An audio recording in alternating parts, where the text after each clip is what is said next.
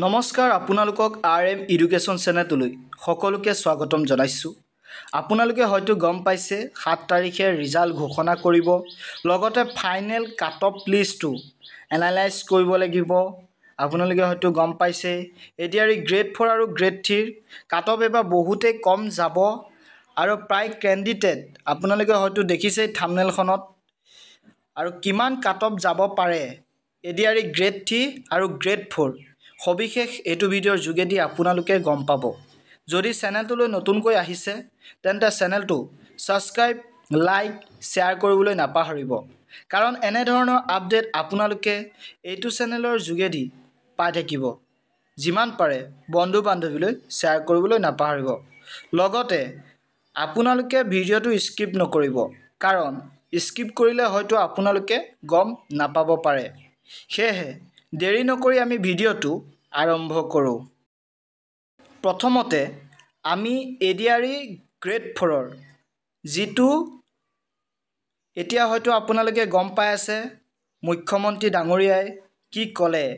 ADRE grade 4 MA বা BA পাছ কৰা সকলে তেওঁলোকক সাৱধান হ'বলৈ অনুৰোধ জনাইছে। হয়তো গম পাইছে তেওঁলোকে যদি মনে মনে পৰীক্ষা দিছে, সেই কাৰণে কিবা ৱেবছাইট উলিয়াব, তাত হয়তো যিসকলে গম পায় যে এই ল'ৰাজন বা ওচৰ চুবুৰীয়া যিসকলে জানে এই ল'ৰাজন BA পাছ কৰি থৈছে কিন্তু তেওঁ গ্ৰেড 4ৰ পৰীক্ষা দিছে, সেই ৱেবছাইটত আবেদন কৰিব পাৰিব।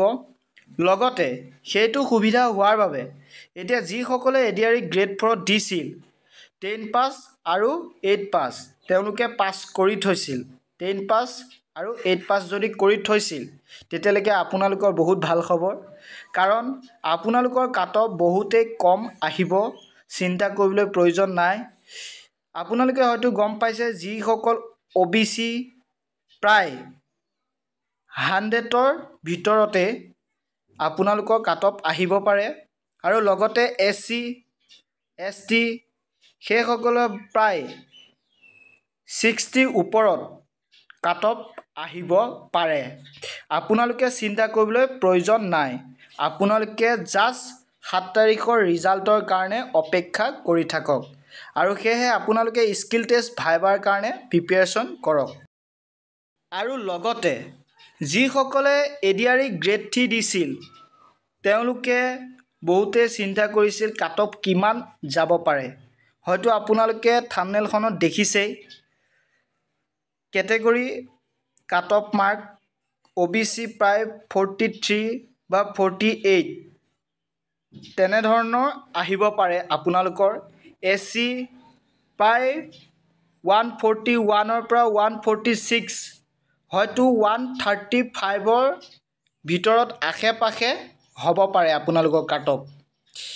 ST আপোনালোকে হয়তো দেখিছে 136ৰ পৰা 141, সেইখিনি আপোনালোকৰ কাট অফ আহিব পাৰে। কিন্তু এইটো অফিচিয়েলিকে ঘোষণা কৰি দিয়া নাই, হয়তো ইয়াতকৈ কম হ'ব পাৰে আপোনালোকৰ কাট অফ। আপোনালোকে জাষ্ট অপেক্ষা কৰি থাকক ৰিজাল্টৰ তাৰিখৰ কাৰণে। সেয়েহে লগতে আপোনালোকে যদি ভাইভা আৰু স্কিল টেষ্টৰ কাৰণে প্ৰিপাৰেচন কৰোঁ বুলি ভাবিছে এতিয়াৰ পৰাই প্ৰিপাৰেচন কৰি থাকক।